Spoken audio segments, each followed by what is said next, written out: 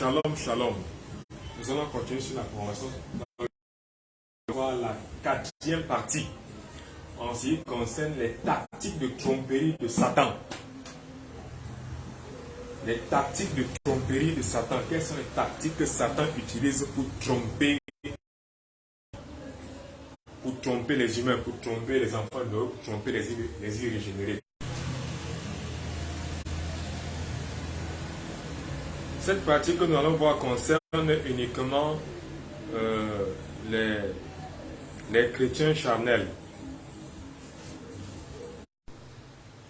Cette partie que nous allons voir concerne les chrétiens charnels. En grec, on dit sartikos, qui vient de la racine sars, qui signifie chair. C'est-à-dire les personnes qui sont gouvernées par leur chair, gouvernées encore par leurs passions et par leurs émotions. Ça concerne uniquement ces personnes-là. Et ce qui est intéressant, c'est que on dit, ça concerne les personnes charnelles, quelqu'un qui est sauvé, mais qui vit comme une personne déchue de la grâce. Qui vit comme le premier Adam, déchu de la grâce. Ce sont ces personnes-là. Et toi, à partir du verset 6, les Écritures déclarent, ce qui est de la chair est chair, ce qui est de sarx est sarx, ce qui est de l'esprit pneuma, c'est l'esprit qui vivifie, mais la chair ne sert à rien. Et dans le texte de Romains chapitre 8, à partir du verset 6, les Écritures déclarent, l'affection de la chair, c'est la L'affection de la chair, c'est la mort. La mort, ce n'est pas qu'on va t'atterrir, on va faire le deuil. Non. La mort, c'est la séparation d'avec Dieu. Quelqu'un est mort lorsqu'il est séparé d'avec Dieu. Il n'a aucune communication avec Dieu. S'il n'est pas de communication avec Dieu qui est la lumière, il est dans les ténèbres et il est perdu. C'est pour cela que Jean chapitre 3, avec ce verset de Romains chapitre 8, on dit, ce qui est de la chair est mort. Tout ce qui est en rapport avec la chair est mort. Toute forme de chrétiens qui vivent comme une personne charnelle sont en train de vivre dans la mort et de produire des choses qui sont en rapport avec la mort. Toute attitude, toute technique que tu vas prendre par la chair pour chercher à connaître Dieu ou t'approcher de Dieu ou vivre ta propre vie va t'amener inéluctablement au niveau de la mort. Première tactique de Satan pour tromper les chrétiens charnels. Il va te dire, bon, la personne, elle ne fume pas, elle ne boit pas, elle ne fornique pas, elle ne commet pas l'adultère, mais elle reste toujours dans la chair. Le texte de Romains, de Matthieu chapitre 18, à partir du verset 19, dit, si deux personnes en Christ s'accordent ensemble, quel que soit ce qu'ils vont demander, le Seigneur va le faire. Mais l'une des choses qui caractérise les personnes charnelles, les chrétiens charnels, c'est qu'ils ont l'habitude de décourager les autres. L'une des grâces fondamentales d'une personne charnelle, d'un chrétien charnel, c'est qu'il a l'habitude de faire comment? De décourager les autres. Lorsque vous voyez un chrétien qui a l'habitude de décourager les autres, quand ça concerne l'œuvre de Dieu, ça concerne la louange et l'adoration, il dit, il n'en prend pas part. C'est une personne qui est déjà trompée par l'ennemi, c'est une personne découragée. Elle doit passer à une séance de prière, elle doit passer à la délivrance. Deuxième symptôme particulier qui est caractéristique d'un chrétien charnel, on dit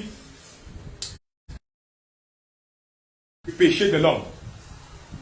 La chair est la base du péché de l'homme. La chair est le centre d'un défi obstiné et d'une rébellion constante à Dieu. Donc, quand on dit qu'une personne est charnelle, qu'un chrétien est charnel, c'est qu'il fait toutes choses il se met en défi.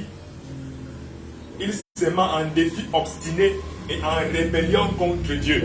Ça, c'est le premier symptôme d'un chrétien charnel. À côté de vous, ça veut dire que sa conversion n'a pas encore atteint sa plénitude. Deuxième tactique que l'ennemi utilise pour séduire les chrétiens charnels, il va leur dire, tu ne peux pas vaincre et vivre dans l'esprit. C'est pour les autres, c'est pour les gens spéciaux. Faux, erreur. Dans Marc chapitre 9, à partir du verset 23, les Écritures déclarent, tout est possible. Tout est possible à celui qui croit. Donc cette tactique du diable est un mensonge. Deuxième chose, dans Marc chapitre 11, toujours à partir du verset 23, les Écritures déclarent, si vous demandez quelque chose avec foi sans douter, vous le verrez s'accomplir. Ce qui veut dire encore cette proposition de l'ennemi, qui dit que tu ne peux pas avoir une victoire en Christ est un mensonge. Dans Luc chapitre 1, à partir du verset 37, les Écritures déclarent, tout est possible Donc, lorsque je crois en Jésus-Christ, j'ai une victoire sans pareil qui m'atteste d'avoir les mêmes miracles, les mêmes propositions qu'il y a eu que les chrétiens de l'église primaire, de l'église primitive ont pu avoir. Troisième tactique que l'ennemi utilise, que Satan utilise pour séduire les chrétiens charnels. Troisième tactique, tu dois vivre comme tu es là.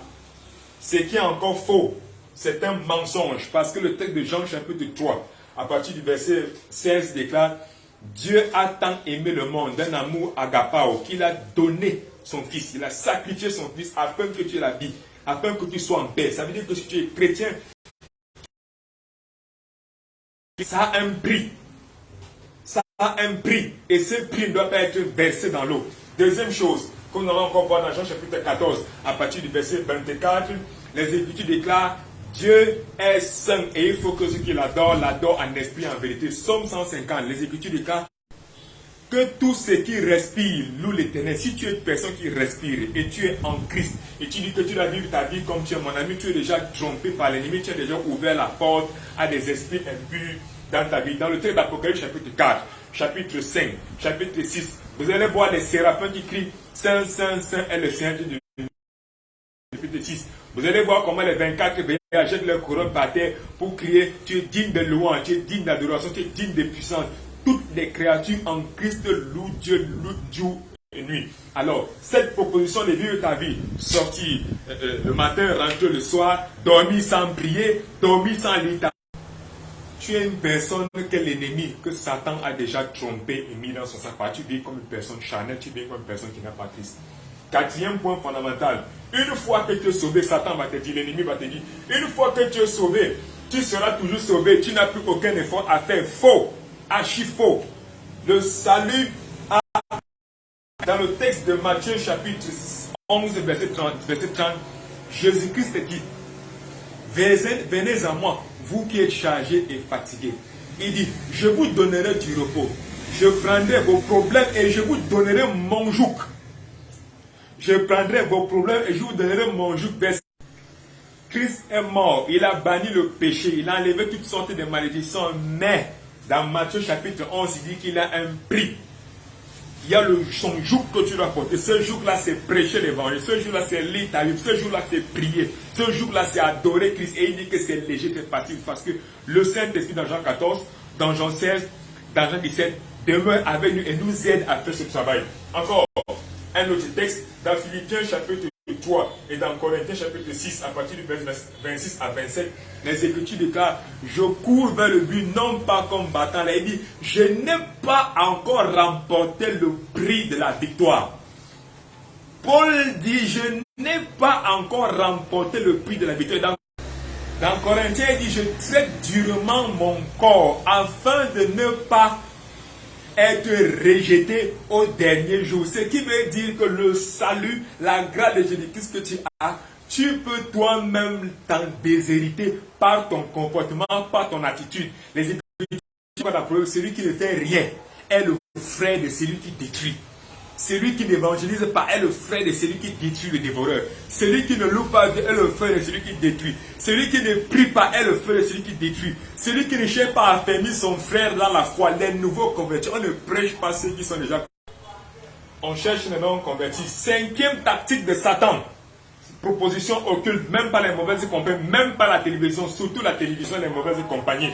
Les banques et toute nombre d'entreprises qui ne prennent pas Christ. On dit: ce n'est pas la peine de t'empresser vers Dieu.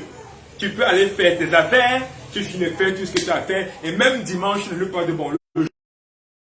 Tu iras louer Dieu. Mon ami, c'est faux. Tu es déjà trompé, tu as déjà ouvert la porte aux esprits impurs dans ta vie et dans ta lignée familiale. Une chose fondamentale encore, regardez ce qui est écrit dans Jacques chapitre 2, verset 19. Les Écritures déclarent: ne vous séduisez pas vous-même par vos propres pensées. Ne vous séduisez pas vous-même par vos propres pensées.